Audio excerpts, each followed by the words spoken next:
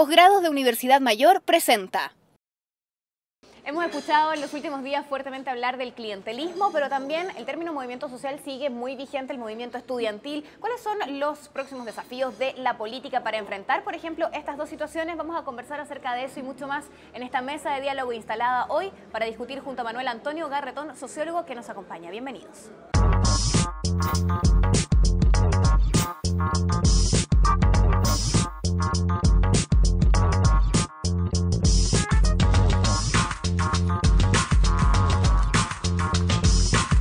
Mesa de diálogo, desde la Confitería Torres. Estamos con Manuel Antonio Garretón, sociólogo y politólogo, Premio Nacional de Ciencias Sociales y destacado líder de opinión. ¿Cómo están ustedes? Bienvenidos a una nueva edición de Mesa de Diálogo. Como siempre, nos juntamos en la Confitería Torres. Estamos en el Clásico, en Santiago, en Alameda con 18, un restaurante que existe desde 1879, parte de la tradición de nuestro país y que nos recibe también para instalar nuestra mesa y dialogar sobre diversos temas.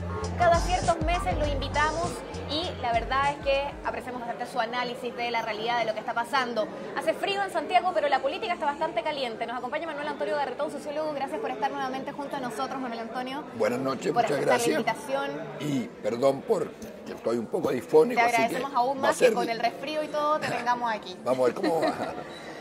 Partamos hablando del clientelismo. Aparece esta polémica que se instala entre Andrés Velasco y Guido Girardi. Se le acusa de clientelismo, se acusa en términos generales, porque el tema parte ahí, pero sin embargo se fue ampliando bastante, de presiones para asignar ciertos cargos. Es sabido también, en términos generales por la ciudadanía, que muchas veces hay ciertas cosas que se pagan con cargos también.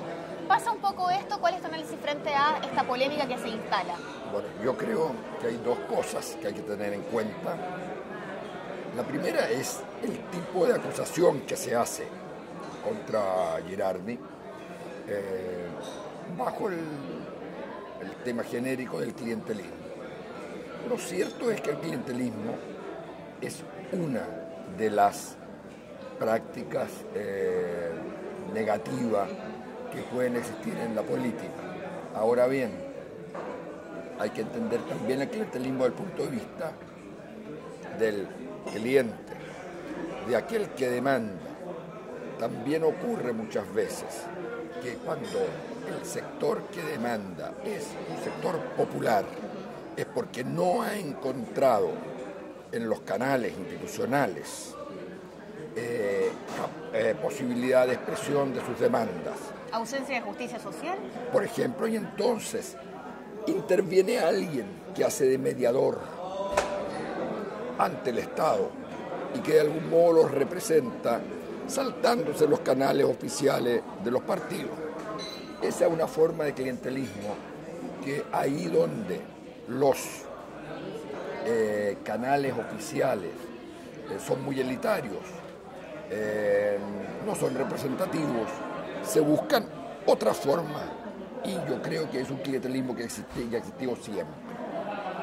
Otra forma de clientelismo es de la cual acusa Velasco a Girardi, que sería el pedir el nombramiento de algunas personas que tienen que ver con su idea para ser puestas en los cargos de gobierno.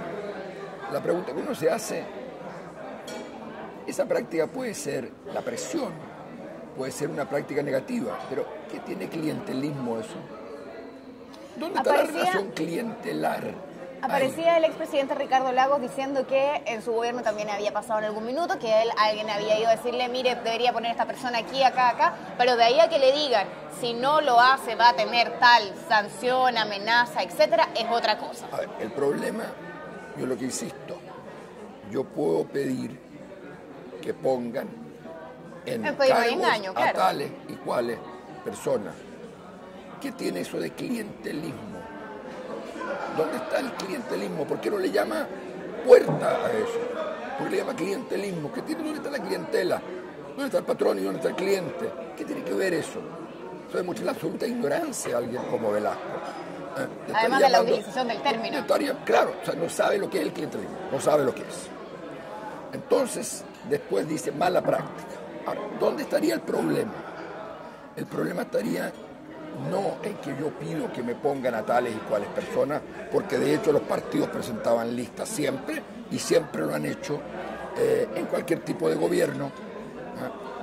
El punto es si hay extorsión. Es decir, si tú no haces esto, entonces yo hago esto otro. Ahora bien, el esto otro que yo haga puede ser perfectamente legítimo. Pero si tú tienes una posición solamente en esta línea, no cuentes con que yo voy a aprobar lo que tú planteas, porque tú estás mostrando que tienes una sola línea, porque la gente de mi línea tú no la incorporas. Entonces, digamos, lo malo es si la amenaza es extorsionante, es decir, algo que no tiene que ver con lo que yo podría hacer libremente, sino que lo hago para castigar al otro. En ese caso habría una presión indebida, nada de clientelismo, presión indebida o extorsión. Si hay extorsión, el deber fundamental de un jefe de Estado o de un representante del jefe de Estado, en este caso un ministro, es denunciarlo. Claro, porque se está cometiendo en el fondo un delito. Por supuesto, y tiene que decir, porque si no, nadie dice que él no haya accedido de una u otra manera, ya sea nombrando a algunos, ya sea nombrando a otros en reemplazo de, ya sea poniendo a los que él piensa para castigar al otro.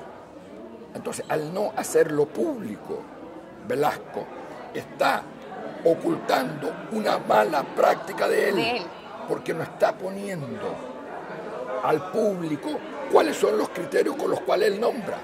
Él solo nos dice en televisión que él no aceptaba esos métodos. ¿Y cuál era el método que aceptaba? Entonces, ¿cómo nombraba él? Y no hubo clientelismo de parte de él en la gente que nombró. No hubo otras presiones que él aceptó. Deja la duda por su actuar. ¿Por qué Velasco hace la denuncia ahora? Por una simple razón. Porque sabe que está muy mal punteado en las encuestas. Que todo el mundo se da cuenta que un pequeño profesorcito de Harvard, que de la noche a la mañana decide que va a ser presidente de la República o quiere ser presidente, sin tener ningún atributo, sin que jamás nadie se lo haya pedido. Entonces se da cuenta de eso y entonces dice, bueno, ¿cómo marco? Porque en este país parece ser que las encuestas son las que fijan la línea política. Marco atacando. Entonces hace un uso extremadamente indebido de una dignidad que significa ser candidato, precandidato presidencial, para atacar a alguien, no para atacar a otro precandidato. Porque la pregunta que se le había hecho no tenía nada que ver con Girardi, tiene que ver con otras cosas. Pero él aprovechó para insultar, para injuriar, de modo que como se sabe que los medios recogen eso, entonces inmediatamente vamos todos ayudando a la cueca. Y el problema principal, que es, existen y desde cuándo malas prácticas, que no son solo la extorsión por parte de un senador o un diputado, son también las malas prácticas que usan los ejecutivos, que por ejemplo acallan las críticas, presionan a los medios de prensa para que no publiquen tal o cual cosa, pasan trascendidos, nombran personas de su entorno. Hay muchas malas prácticas y la Concertación la tuvo desde el primer comienzo. Yo creo que las prácticas iniciales, por ejemplo, de la conducción política, eran tremendamente discutibles. Se acalló, yo soy una víctima de eso, se acalló permanentemente la denuncia, no la denuncia, perdón, la crítica. Cuando alguien planteaba una posición distinta era inmediatamente marginado. Y se recurría entonces a personas que estuvieran solo en determinadas posiciones. Y eso yo creo que es hacer un uso indebido del poder del Estado. Entonces, lo que hace Velasco, a mi juicio, es usar un espacio público para un fin privado que tiene que ver con una candidatura personal, y para eso no repara en los medios, que es diga cualquier cosa porque siempre algo va a quedar, y es evidente que apareciendo al día siguiente y posteriormente explicando todos sabemos que a mayor aparición, mayor mejor le va a ir en la encuesta, entonces, claro, más recordación por lo menos. Yo creo que tan deleznable como las prácticas de extorsión o que él está acusando, y no sabemos si Girardi la hace o no, muchos dicen que sí, otros dicen que no, no me meto en eso. Esas prácticas que él denuncia, si así fueran, son deleznables, pero tan deleznable como eso es el método que él utilizó. Manuel Antonio, tú mencionabas el tema de que esta situación pudiera ser una denuncia legítima o que legítimamente pudieran existir tal vez presiones en distintas áreas de la política, pero el hecho de que algo sea legítimo no significa que sea correcto o no significa que esté bien y que esté legitimado. Te lo pregunto por qué. No, porque hay dos maneras de hablar de legitimidad. Una es la legitimidad ética y otra es que esté legitimado instrumentalmente porque la gente lo acepta, pero eso no tiene una legitimidad valórica. Yo digo que no habiendo canales institucionales para resolver ciertos problemas, es inevitable que puedan haber presiones y si esas vienen, por ejemplo, sectores que están fuera del sistema, presionan a alguien para que les dé, para obtener, por ejemplo, vivienda u otro bien. Y ese otro lo representa y trata de obtener ese bien para esa, llamémosle clientela. Nadie dice que necesariamente esa clientela va a votar por él. La presión que está ejerciendo ese sector clientelar es perfectamente legítima. La presión que está ejerciendo él frente a las autoridades como representantes de demanda también es legítima. Lo que sería ilegítimo sería que cobre, ya sea en votos, ya sea en otro tipo de cosas, por esa presión. Entonces hay que tener mucho cuidado al hacer este análisis, porque las prácticas clientelares son un efecto de una situación, no son necesariamente la causa del problema. Se producen cuando un sistema político es poco transparente, cuando no hay, o la gente siente que no está siendo representada, cuando no hay formas participativas. Entonces, todo eso se puede evitar, entre otras cosas. Un sistema como el sistema político chileno que tenemos actualmente es mucho más clientelar que lo que podría ser un sistema parlamentario y proporcional. ¿Te parece que eliminar este guarismo 120 efectivamente habría dado muestras de un inicio de cambio al binominal? Ahí nos metemos en otro tema y yo creo que evidentemente el cálculo está hecho, que es muy difícil un sistema proporcional que rompa el binominalismo con un número de 120 diputados. Chile tuvo antes, creo que era 150 en el periodo de la República. Es una imbecilidad plantear el problema del número. Es lógico que si queremos tener un sistema representativo, tiene que haber mucho más representantes políticos. Y yo diría, no solo eso, ojalá muchos más y con un sistema proporcional. Ojalá muchos candidatos, y para que haya muchos candidatos, entonces no es solo primaria, sino que el sistema debe permitir que se presenten tantos candidatos como los que se quieran presentar, y eso a través del sistema partido o fuera del sistema partido da lo mismo, y que entonces que se sepa que en la circunscripción tanto se eligen de acuerdo al número de la población más personas, más diputados que en otra, que es más chica. Eso es obvio que hay que hacer eso, y si no se quiere hacer es por dos cosas. Uno, porque algunos cuidan la pega, y otro, porque algunos lo que quieren es que el sistema político sea intacto, porque está hecho para mantener incólume el sistema educacional, el sistema económico heredado de la dictadura. Manuel Antonio, ya que entramos en el Parlamento y estamos haciendo así una especie de pincelada por varias cosas porque han pasado muchas en este último tiempo. Aparece el diputado Chilin diciendo que sería interesante bajar el sueldo, la dieta de los diputados justamente a la mitad. A propósito de la discusión que hay en este momento que tiene relación con el sueldo mínimo.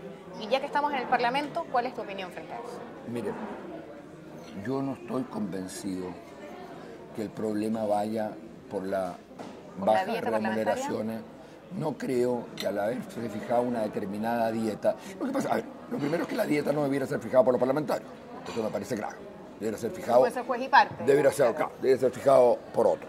Ahora, yo tengo la impresión que a la política le faltan recursos. Y porque le faltan recursos, se buscan recursos por otro lado o se buscan otras maneras de relación que compensen la falta de recursos. Las campañas no debieran tener ni un solo peso privado, salvo el de los ciudadanos, como en Estados Unidos, salvo las donaciones. Por supuesto, ni una empresa privada debiera dar financiamiento. Debieran ser financiamiento entero público. Los partidos tendrían que tener financiamiento público para sus gastos normales y para educación partidaria. Entonces, yo creo que un país que invierte poco en política, lo que hace es separar cada vez más la política de la ciudadanía, porque usted, si quiere tener más diputados y más senadores, tiene que tener, digamos, más recursos destinados a ellos. Si la remuneración es esta, o una inferior o una superior, yo creo que hay que ver qué es lo que conviene. Una remuneración muy baja obliga, le voy a poner el ejemplo de la universidad, las malas remuneraciones de las universidades públicas obligan a que los profesores tengan que hacer clases en otras partes, porque si no, no pueden sobrevivir. Bueno, malas remuneraciones obligarán a los diputados y senadores a buscar recursos, otras maneras de obtener en otros lados, y habrá entonces gente que les ofrezca y habrá las tentaciones. Hay que evitar las tentaciones. Yo creo que en Chile la clase política no es una clase afecta a corrupción, es básicamente afecta a hacer falta de representativo. Y la falta de representatividad tiene que ver con la naturaleza del sistema e, insisto, con los pocos recursos que el país le destina a la política. Manuel Antonio Garretón nos acompaña hoy, estamos en Mesa de Diálogo. Partimos este primer bloque con un análisis frente a lo que está pasando en el ámbito político, pero hay más. La situación social la tocamos al regreso, no se vayan. Ya regresa Mesa de Diálogo. MBA, especialidades médicas y odontológicas, diplomados y magíster. Encuentra en Universidad Mayor el posgrado que buscas. Programas de alta especialidad y nuevas tendencias. Si sabes lo que quieres, encuéntralo en Posgrados Universidad Mayor. Nuevo Campus Alonso de Córdoba Las Condes. Estás viendo Mesa de Diálogo. Estamos de regreso con más en nuestra Mesa de Diálogo. Si están recién incorporándose, saludamos a quienes nos acompañan a través de las redes sociales. Les contamos que estamos con Manuel Antonio Garretón, sociólogo, que hoy está junto a nosotros y con quien en el primer bloque hemos hablado acerca de política y terminamos en la conclusión de que hace falta también invertir para tener una política que realmente se acerque a la ciudadanía, que es algo que hoy queda de manifiesto que está cada vez a mayor distancia. Invertir recursos, el Estado tiene que reinvertir, la sociedad tiene que invertir en política y por supuesto controlarlos. Claro, que es la parte importante también. Ahora, ¿por qué hoy día no se controlan? Porque como no hay recursos... ¿Qué vamos a controlar? No se controla porque sería meterse en las prácticas privadas, que son las que financian muchas veces las actividades políticas. Manuel Antonio, cuando se establece porque digo ya hasta las encuestas, que sé que no te gustan mucho, pero hasta las encuestas dan cuenta absoluta de la desconexión o la distancia que se genera entre la ciudadanía y los políticos. La aprobación del 34% en la última DIMARC del presidente Sebastián Piñera no alcanza el 20% de la concertación. O sea, entre ambos, poquito pasamos el 50% de aprobación. Ni la concertación ni el gobierno están bien evaluados. Hay una distancia enorme con la ciudadanía y los estudiantes siguen movilizados y siguen planteando temas, ellos como muchos otros, a través de las calles, que son temas que claramente la política parece que no está acogiendo o que no les está dando tal vez la importancia que debería. ¿Tienes la misma sensación? ¿Cuál es tu análisis frente a eso? Con el fondo que tal vez las demandas hoy día están en la calle y no en la central de la política. A ver, yo creo que hay demandas que están en la calle y demandas que han sido parcialmente recogidas por la política. De hecho, la discusión sobre el salario mínimo es una discusión que se lleva o se va a llevar a cabo en el Parlamento. Y y por lo tanto la clase política se hace eco de eso, no quizás en la manera en que mucho la ciudadanía quisiera. Pero en cambio... Pero vale igual hacer eco, no en la medida de lo que se les está pidiendo, vale igual como decir, lo estoy tomando en cuenta, no lo tomo en cuenta como tú quieres, pero lo tomo en cuenta igual. ¿Es válido de todas maneras? A ver, yo tengo la impresión que uno no puede traducir totalmente una demanda social hacia una decisión política, porque entonces podríamos caer en prácticas corporativas. O sea, que un sector de interés hace una demanda, se moviliza... Vamos a caer en clientelismo. Clientelismo, corporativismo. Claro, El claro. corporativismo es una forma de clientelismo, si se quiere. Entonces, el punto es que tiene que haber debate político. La cuestión es hasta qué punto el debate político, hoy día es un debate político donde están todas las opciones posibles presentes, o el sistema político lo que hace es evitar, precisamente por el sistema binominal, por el hecho que hay un empate, hay una cantidad enorme de alternativas, de posiciones que no son escuchadas. Y por eso entonces uno dice aquí hay dos cuestiones por lo menos que corregir. Uno, el sistema representativo es malamente representativo, pero a su vez un sistema puramente representativo no basta, es necesario formas participativas institucionalizadas, pero incluso así, teniendo un muy buen sistema representativo que no tenemos, un buen sistema participativo que no tenemos nada. ¿Ah? Aún así, si lo tuviéramos, la demanda social no solo se expresa por causas institucionales, se expresa también por causas que yo no llamaría anti-institucionales, pero extra-institucionales. Una movilización en las calles no es anti-institucional, es para-institucional, y a mí me parece perfectamente legítima, y eso pasa en todas partes del mundo. El problema es que hay actores que con bastante razón sienten que su único instrumento posible es la movilización en las calles, y que si no se están movilizando no va a pasar nada. ¿Te parece que el movimiento estudiantil, o que Gabriel Boric, por ejemplo, que ha sido señalado bastante con el dedo desde la mirada del gobierno en el último tiempo, es así? Bueno, Gabriel Boric, sí, yo creo que ellos piensan, y con que razón. ¿Que solo la movilización? Con razón, ellos piensan que, con razón parcial, voy a explicarlo por qué. Por un lado, es un hecho que la demanda fundamental que hizo el movimiento estudiantil fue encapsulada ideológicamente diciendo aquí se trata de demandas que provienen de descontentos de una clase media que ha recibido mucho, que quiere recibir más o que se endeudó y que por lo tanto eso produjo un descontento, bajo el crédito, la tasa del crédito del 6 al 2%, eliminó a los bancos, aumento... Tienen que arreglar Corfo todavía.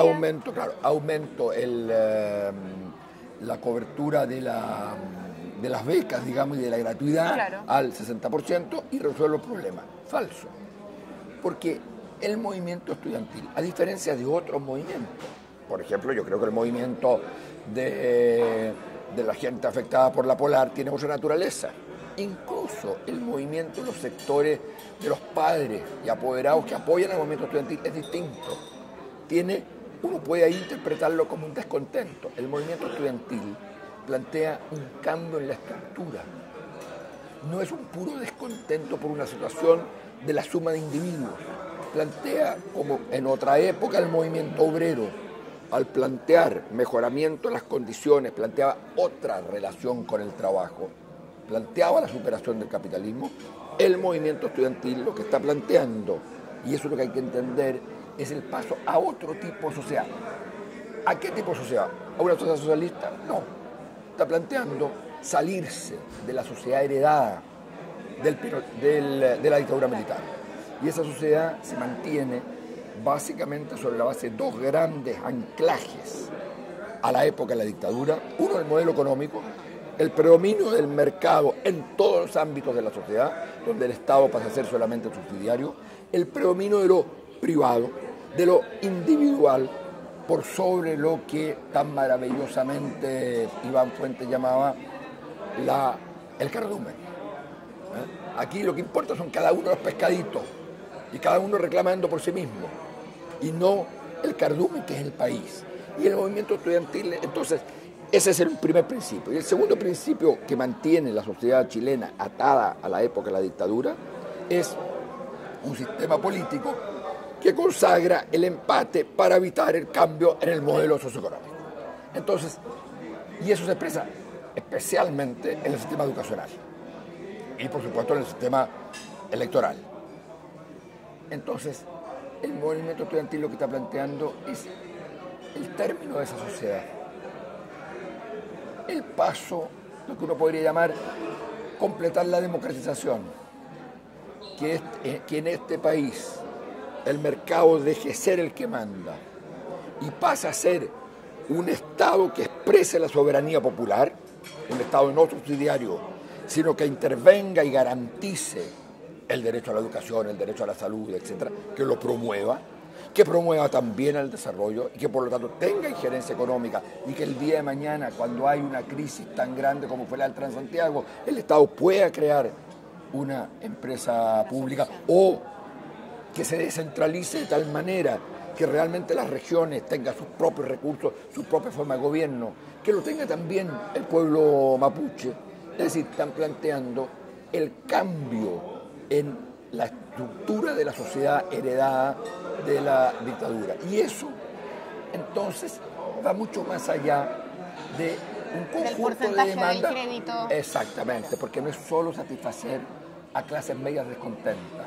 Aquí hay un proyecto en ciernes, no hay una visión ideologizada, hay la idea, queremos una nueva sociedad y eso pasa por cambiar la estructura de la educación pública. ¿Cuándo va a haber cambiado el sistema heredado de la dictadura? En 1970, en Chile había un 93% de los estudiantes en la educación pública. Hoy día es un 30%. El día que cambie la tendencia, que empiece a haber más gente en la educación pública, porque esa fue la demanda central, educación pública, no calidad de la educación, esa fue una tergiversación, por supuesto que educación pública de calidad, pero educación garantizada por la comunidad, por la sociedad, que es el Estado organizado, controlado por todo el sistema político, por formas de organización y participativa. Entonces, el día que cambie la tendencia, los movimientos estudiantiles pasarán a plantear demandas parciales. Hoy día lo que están planteando es una demanda muy de fondo, que yo la veo en Aysén, que la veo en el movimiento estudiantil, en los movimientos regionales, no en todos los otros movimientos. Y por supuesto que hay también un aspecto de demanda particular, individual, de beneficio, por ejemplo, terminar con el endeudamiento. Está muy bien eso. Y lo que fue capaz el movimiento estudiantil fue, al proponer cambiar el orden social, que se plegaran todas las otras demandas. Eso no había pasado desde 1990, cuando el país se unió para sacar a la dictadura con el no. Por primera vez aquí tuvimos un país movilizado, con una pequeña diferencia, para transformar la sociedad, con una pequeña diferencia, que quien lo movilizaba era un actor particular, que era el movimiento estudiantil, que no puede llegar al poder como tal. Y entonces, pero mira, entonces lo central es que hay un momento en que un movimiento que quiere un cambio debe pasar o entender que hay un momento político. Y ese momento político puede ser de dos tipos. Uno, lo que plantean algunas personas, el movimiento social se tiene que transformar en el movimiento político. Claro. Yo creo que eso no es así. El movimiento social nunca va a poder ser puro movimiento político y por lo tanto, y ese es el problema, que lo que le ha faltado hasta ahora al movimiento estudiantil es entender que tiene que tener una alianza con el sistema y con el movimiento político. No con un partido, con todos. Tiene que tener el día que el conjunto de los partidos políticos, todos, sin mayor jerarquización, uno con otro, si quieren se organizan, uno a través de la concertación, otro de otra manera, da lo mismo. y el conjunto de organizaciones sociales estén en el Parque O'Higgins o estén movilizando 1 millón de personas por un cambio en la Constitución, en ese momento habremos empezado el proceso de cambio de la sociedad. Si no, el movimiento social terminará básicamente planteando demandas que son transformadas por el Estado en una oferta de resolver problemas parciales, y en la clase política seguirá aislada y resolviendo sus propios problemas por su cuenta, separada del movimiento social. Vamos a hacer una pausa. Me quedan muchas preguntas por hacerte. Estamos con Manuel Antonio Garretón, que nos acompaña en esta mesa de diálogo. Como siempre, llegamos a ustedes a través del Mostrador TV y desde la Confitería Torres. No se vayan porque no... Ya regresa Mesa de Diálogo. Conéctate con el Mostrador TV.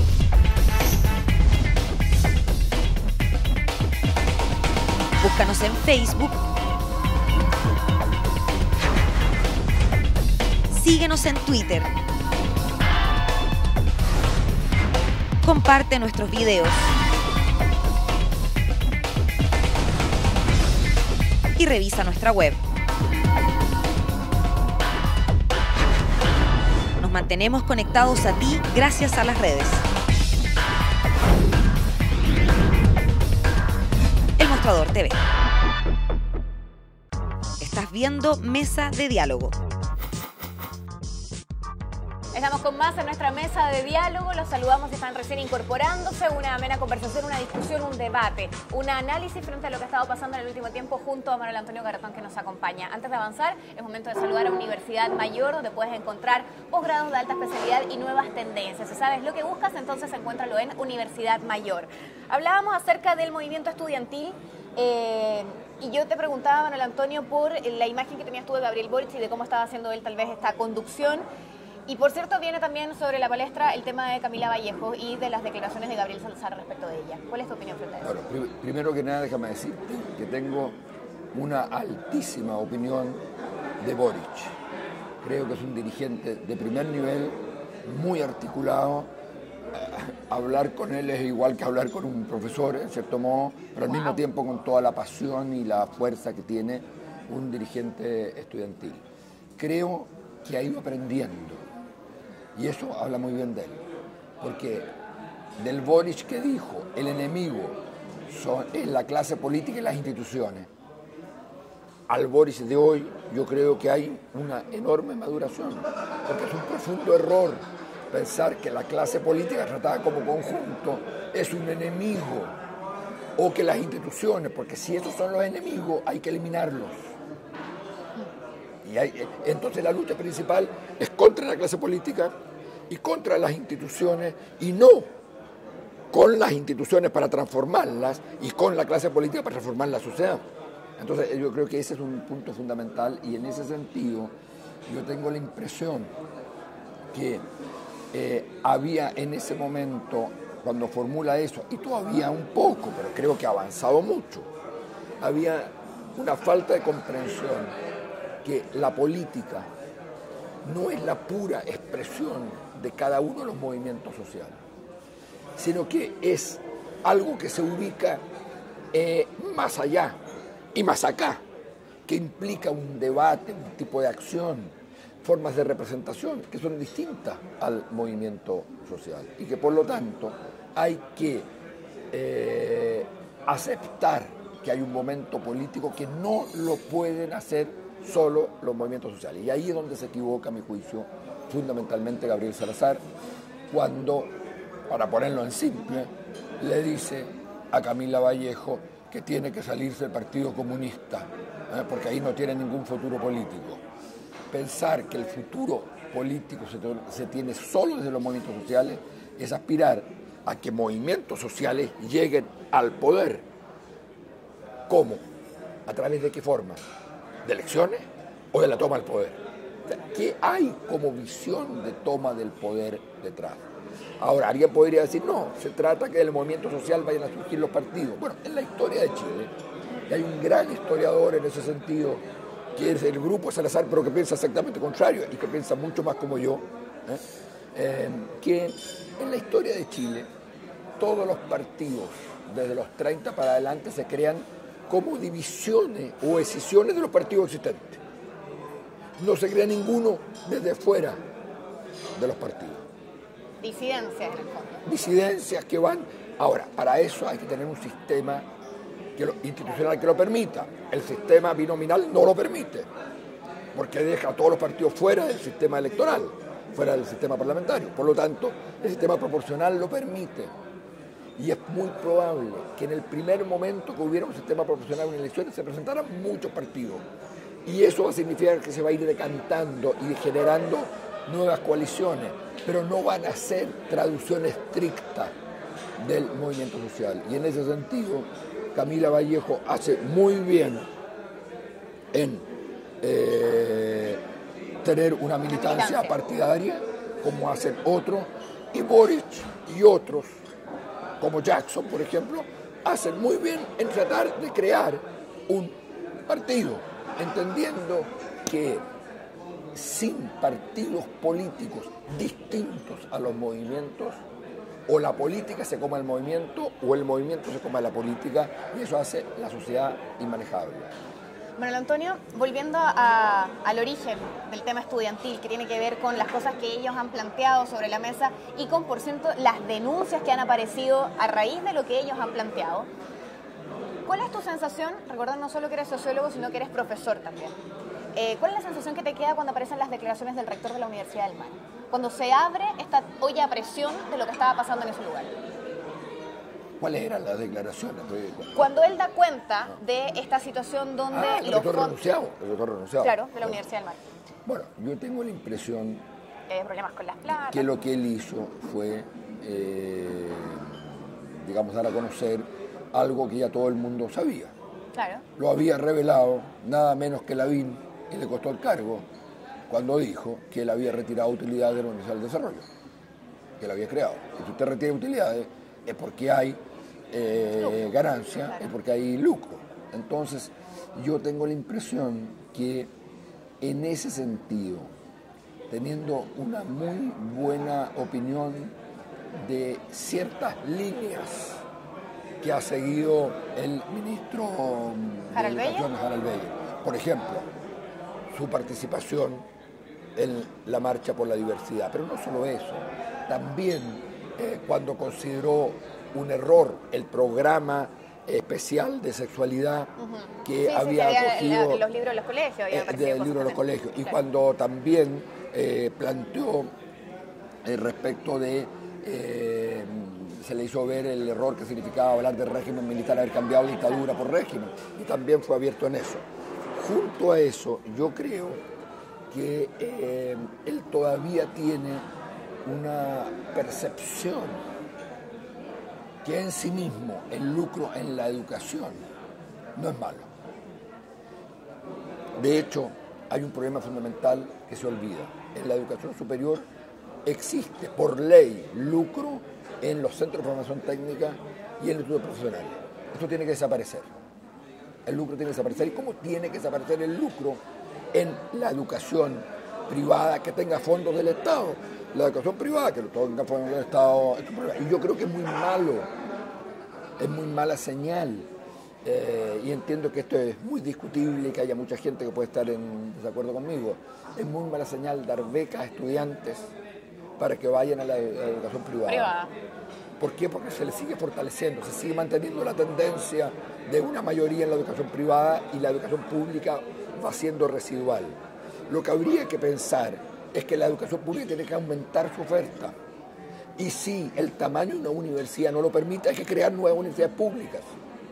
Debiera haber un instituto profesional en cada ciudad del país o en cada región, un instituto profesional del tipo Instituto Nacional, institución emblemática, instituto profesional. En cada ciudad de un cierto número de habitantes, un centro de formación técnica estatal, como lo fue INACAP en una época y después se le regaló a los empresarios. Entonces fue así. Entonces lo que yo creo es que y por eso hizo bien los estudiantes este año, más que la gratuidad, haber puesto como el tema inicial el fin al lucro. Porque el fin al lucro significa pensar, tenemos que tener entonces una educación pública mayoritaria. Y ese es el punto, con un espacio para universidad privada acotada, pero lo que no puede pasar es, por ejemplo, hoy día, que agencias privadas con fines de lucro acrediten a las universidades públicas. Es una locura, eso no pasa en ninguna parte del mundo, que las agencias privadas, que la forma de acreditación de una universidad pública sea lo mismo que una universidad privada. O sea, hay que eliminar el intercambio entre la agencia de acreditación y las universidades, porque tienen cargos. Hay que eliminar toda forma de acreditación privada, A. Y B, hay que establecer un sistema de acreditación de calidad muy drástico hacia las universidades privadas, también hacia las universidades públicas, pero que tiene que ser distinto. No es lo mismo una cosa que otra. Y en ese sentido, lo que yo diría es, hay una discusión equivocada, porque lo que se trata en las propuestas actuales de reforma, recogida, un gran avance del sistema del movimiento estudiantil sin duda, recogida por el Estado, pero de lo que se trata es de preservar la estructura básica del sistema actual, mejorándola, tanto en la educación secundaria, donde no se ha cambiado la estructura de la municipalización, donde se mantiene el principio del lucro, y en la educación superior, donde se mantiene el predominio de las universidades privadas y se mantiene el lucro aceptado para institutos profesionales y centros de formación técnica y disfrazado para las universidades privadas. Es decir, lo central, lo esencial de la transformación radical del modelo educacional para una sociedad realmente democrática, más igualitaria y solidaria, lo central no se ha hecho. Y ojo con lo que va a pasar con los estudiantes secundarios a propósito del tema de la municipalización, porque anunciaron ellos que iban a tomarse los colegios para las elecciones municipales si no les daban solución pronta. Bueno, es que, ¿y qué otro? ¿Qué otro camino? Yo no quiero aparecer proclamando, incitando, pero digo... Cuidado que después el señor Uvilla te va... El problema, sí, el problema es que otro camino se les deja.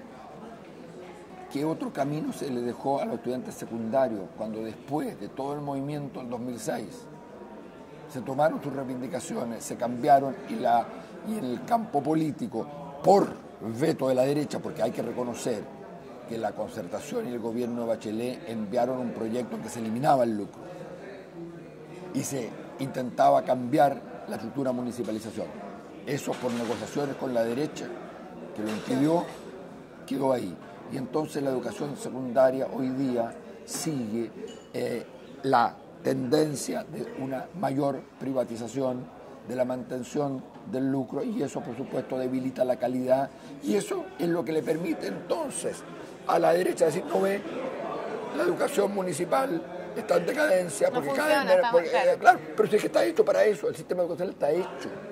El sistema educacional chileno, lo dice la OCDE, está hecho para eliminar la educación pública, es decir, para generar desigualdades. No es un efecto, está hecho para eso. Bueno, Antonio, te quiero agradecer enormemente por estar junto a nosotros, por esta visión tan clara, tan lúcida de lo que está pasando, por compartir el análisis. Y a propósito de estudiantes, de marchas, de movimiento ciudadano, Feria Chilena del Libro te quiere entregar este regalo, agradecerte por estar junto a nosotros, nos acompañan semana a semana, y es una recopilación en fotografía, precisamente distintas miradas de este movimiento ciudadano, así que yo sé que lo vas a disfrutar. Es una maravilla esto. Esto me recuerda el otro gran movimiento estudiantil en que me tocó estar, no participar, pero sí estar y vivir lo que fue el movimiento estudiantil de mayo del 68 en Francia, con este tipo de creatividad en las marchas, en las movilizaciones. Y hubo también recopilaciones y digamos, de fotografías y libros. Claro. Bueno, pero vamos a acompañar la lectura, como siempre, con regalos que también nos llegan de la Vinoteca, que tiene una buena selección de vinos y licores. Vamos a introducir un poco por acá. Viene... ¿Qué es lo que viene? Viene. Un poco apretadito, esto es... Ah, perfecto. Un espumante para ti, para que lo disfrutes. Ojalá que sea para celebrar un nuevo sistema de educación. Esto es lo que antes a uno lo llamaba champán. Claro. Y que si ahora lo llama champán, lo meten preso. No, claro, ahora tiene que ser espumante. Manuel Antonio, un millón de gracias por estar junto a nosotros, por aceptar la invitación, por comentarnos también tu mirada de la realidad, y bueno, nos vamos a tener que juntar en algunos meses más. Así espero. Gracias por estar. Muchas gracias. Nos vemos en la próxima.